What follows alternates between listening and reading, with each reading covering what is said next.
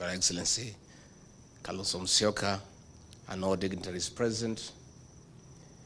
Mine is just to say congratulations to JB for the great book that he has put together, The Fight for Order. And JB, my brother, my kinsman, as a student of literature, let me confirm that is a great art of work. And in literature, you evaluate content and form.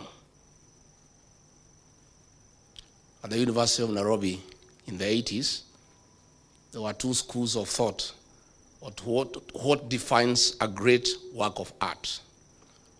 One group led by the late Professor Chris Wanjara believed that a good work of art is content, what you say.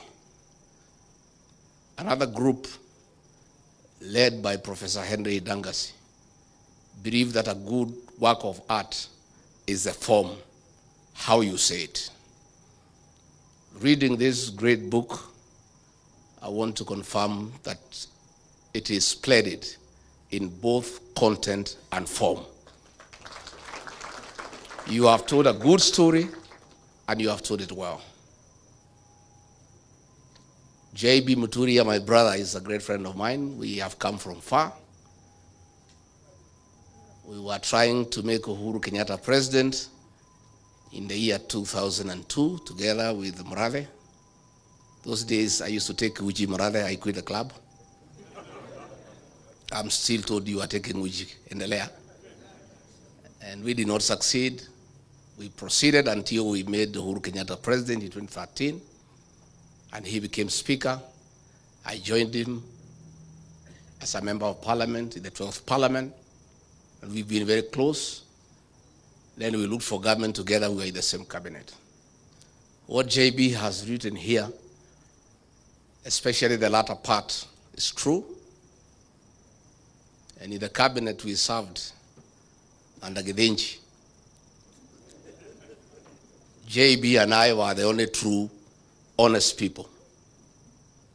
When I left, he was left as the only one who is honest. When he left, there's nobody in that cabinet who is truthful. The rest are flower girls and yes, sir. And this is a good story, and these stories must be told. I will be telling mine, but not now. I'm too busy. I have some work to do. But I'll be doing a good work on the Ruto betrayal as we go on. It's good to tell this story because JB tried to bring order to government like he had brought in parliament. And JB was a good speaker. Despite the fact that he came from TNA, he never became a youth winger for Uhuru Kenyatta. JB and Kenneth Marede were two great speakers. It's unfortunate the speaker we have today is a youth winger. You find him in empowerment forums giving people maharagwe. And for that, JB, we salute you. You created order in parliament. You tried to create order in government and you got in trouble, like myself. That's why we are out with you in the trenches. Because you tried to create order. Let me confirm to the people of Kenya that JB Muturi as Attorney General saved this country billions of shillings by refusing to sign shady deals that were laced with conflict of interest and state capture. I remember when one day he was in Dubai and William Ruto called me very annoyed and very angry and full of abuse, abusing JB Muturi in all manner of abuses. Wewe Regiji, tafuta hiyo mtu yako ya bere, hiyo mjinga. Bure kabisa hiyo mtu. Hii sanamu mlitoa wapi mliletea mimi as Attorney General? Tell him, nitafuta yeye kazi. I'm telling him to do things he cannot do. Tafuta yeye, si ni mtu ya kabila yako. Huyu Ruto anasema hataki ukabila. Tafuta yeye and tell him to sign those things. Hey, I called JB. Hey, AG, where?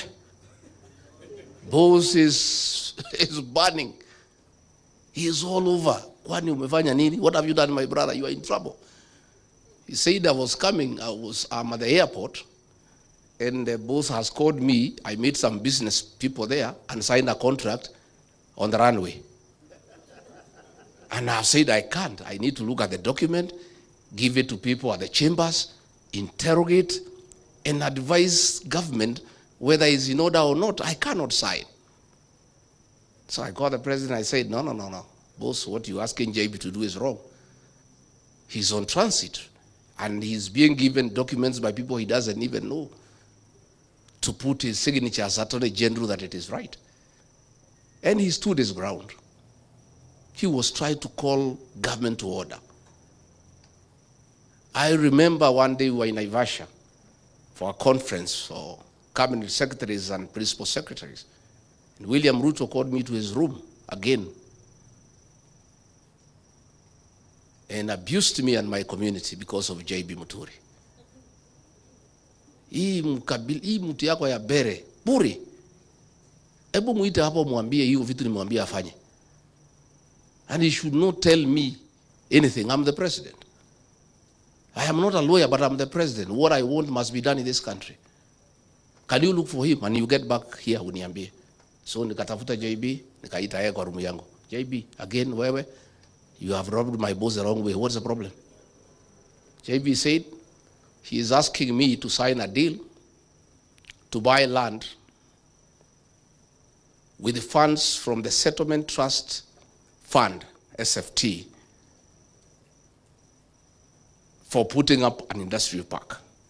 This fund, by law, you can only buy land to settle squatters, to settle Kenyans who are landless. You cannot use it to buy land for any other purpose. I cannot do it as Attorney General. Please tell him I will not do it. So I went back to him, I said, it cannot be done. And he has explained to me, and I agree 100%. So when JB Muturi says we need to call the country to order, he has lived those words. And he was my soulmate in cabinet. Because he was only the truthful person who is fearless. One day, when they are in cabinet committees, the president had tasked his tribesmen there in cabinet to keep him informed on the deliberations in cabinet committee by text. So if the direction a debate is taking is not going his way, especially in issues he is conflicted, he would send you a text and tell you how to take the conversation. So JB looked for me and we agreed what to do. Himself and myself, we will leave our phones away so Ruto cannot reach us. By the time he has been told what he wanted is not going the right way, to a petition. And he has told you, I would say, I rose finance bill, everybody. Oh, Mkubwa Muturi, I said, boss, this thing cannot be accepted by the people of Kenya, and we'll have an egg on our face. Kenyans will not take this finance bill. He took me to task. I said, no. I told the Secretary to Cabinet, Mase Wajau, put it on record for posterity. I have said, no, it will not work. So when it did not work, we went to Cabinet. I wanted to revisit the matter, Kakata. I said, boss, can we go back to what I had said? After the agencies brought a problem. The worst, of course, is when JB's child was abducted by the National Intelligence Service. And he called me, William Ruto was out of town, and said, Deputy President, my son has been abducted. I'm talking to everybody. They are taking me in circles. This is not acceptable. And for your information, if your child is missing and is suspected to be in the hands of the police or security agencies, you go to court and file what you call a habeas corpus, compelling the Attorney General to produce the person, dead or alive. So JB Muturi asked me, as Justin Muturi, if I file a habeas corpus, against the Attorney General of the Republic of Kenya. Whom will it be served upon? So I called Kindiki, Mr. Yesa, he took me in circles. He was in Interior. I could see he's lying. He knows, but pretending he doesn't know. I called Nudin Haji, he took me in circles. I called Mohammed Amin, director of CID, he took me in circles. I called Japheth Kome, he was the IG, he was talking to me in Kemeru. And they were all taking me in circles. And I called William Ruto, he was out of town. I said, Mr. President, Your Excellency, we have a problem in our hands. The son of your Attorney General has been abducted. He sits in the National Security Council. He is here with me asking why anybody would abduct his son. And he sits in the National Security Council. He is a principal legal advisor to the government. If anybody had a problem with his son, it's just asking Meji, can your son turn up here? I said, this is not right. Wewe Rigiji wacha fitina bana. Wewe umenisumbua. Kila siku unanipigia simu fitina. Abducted by who? In which country? Wewe bana usinisumbue. Usilete mimi fitina. He's put on the phone. So I told JB, go and face him. He knows where your son is. I've listened to him, I know him. And JB took my advice and I alerted him. I told him I will alert you when he arrives. The minute I was told he is 10 minutes away, the choppers were alerting, I said, be at the gate. He went and faced him head on as a man. And JB pongezi. That's the way to be a man. And within 2 hours, his son was at home. This is what we need for this country. Most people are cowards. JB, you didn't want to waste time inviting CSs. They cannot come here. They are cowards. They don't want to be associated with you because of what you say and what you speak. Let me say finally, JB is a good man. He was my boss in Parliament as Speaker. I was a first-time MP. 5 years down the line, I became his boss as Deputy President. He respected me in my new position. All the other MPs we came with from Parliament had nothing but disrespect and distaste for my new position. But this man here said, God has given me this opportunity, we must respect authority. So we developed a very tight relationship. And I had to pay him back one day in kind. And it's good I tell you. After the Gen Z protests, the cabinet was dissolved. And William Ruto was struggling on what to do, bring Raila and his people in, this, that, and we let him do what he wanted to do without too much argument. And he announced the first batch, and out of the positions I had negotiated for my counties where I come from, he did not appoint anybody from Embu. And I asked him why. He said, let's wait kidogo. So, in the next appointment, the final one, he called me and Musalia so that we flank him to announce the last batch of cabinet. And he was in a hurry, let's go. I said, hey, what do you mean we go? How? How do we flank you to announce what we don't know? No, wewe Rigiji, wacha maneno mingi. Musalia, let's go. I said, no, I can't. If we are flanking you to make the announcements, we must be part of what you're announcing as the usual practice. I cannot flank you to announce cabinet when I don't know who you're announcing. I cannot hear it for the first time with the rest of Kenyans and the press. So he was very angry. Then he rushed to his office. Oh, Musalia, my God. He was shaking like a leaf.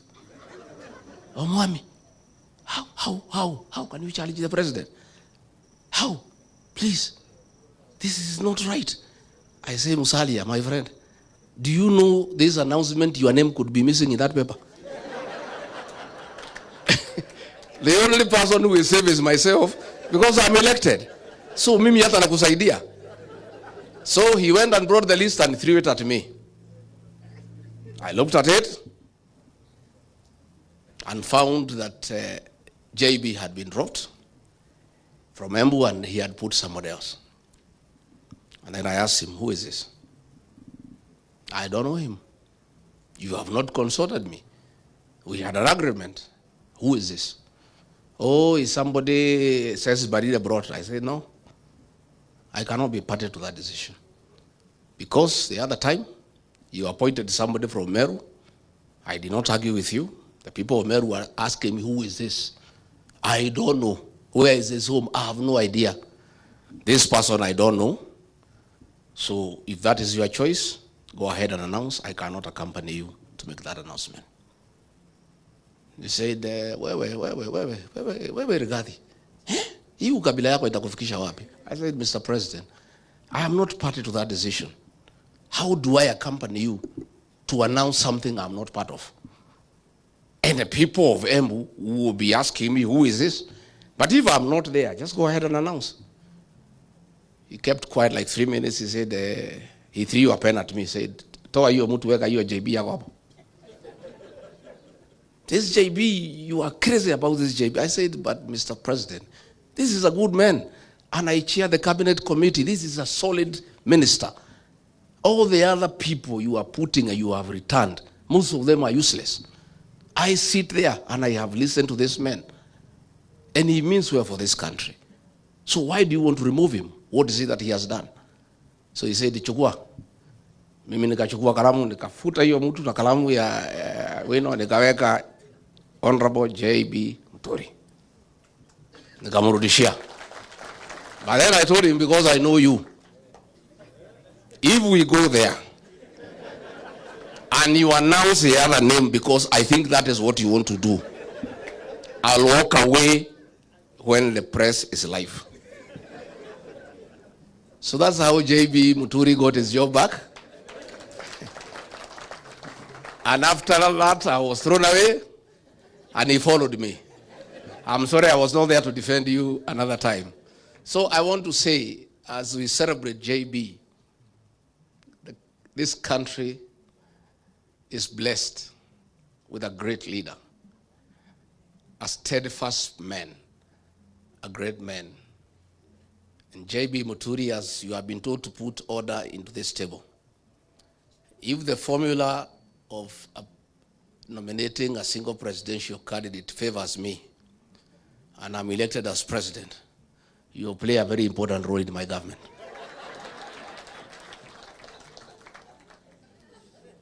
And for having been kind to me, when you asked me to step down my candidate with Senator Lene Kivuti, our senior elder, you know, in our community, we have seniority of elders. If Lene Kivuti summons me, I'm a junior elder in my community, and gives direction, I just have to honor. So when Lene Kivuti and JB Muturi summoned me and said, as Mbeere people, we have decided that you step down your candidate in favor of Newton Karis, I agreed with the two senior elders from our community, because that is the way things should be run. So JB Muturi, please take us to Mbeere with Senator Kivuti and call the people of Mbeere North to order. Because Kasongo has put 300 million shillings so far in that by-election. Senator Lene Kivuti, you must lead us there to rubbish that money in 6 hours. And in Mbeere North is where William Ruto must be taught how to put communities to order. And JB Muturi, mimi nakutakia mema. I'm sorry I've taken a little bit longer, but I wanted to tell you about this man. And where we are as a country, we need such people. JB Muturi and myself could not last in that government. The leader of that government is a pathological liar. I have actually serious doubt whether his real name is William Ruto. We are just too honest and too truthful. And for those we have joined hearts together, Stephen Kalonzo Musyoka, Fred Matiang'i, Eugene Wamalwa, Mada Karua, please get used to me, and JB will be very truthful to you. And always take it well. because we mean well for this country. And for you to help this country, you must be truthful, not only to yourself, but to the people of Kenya.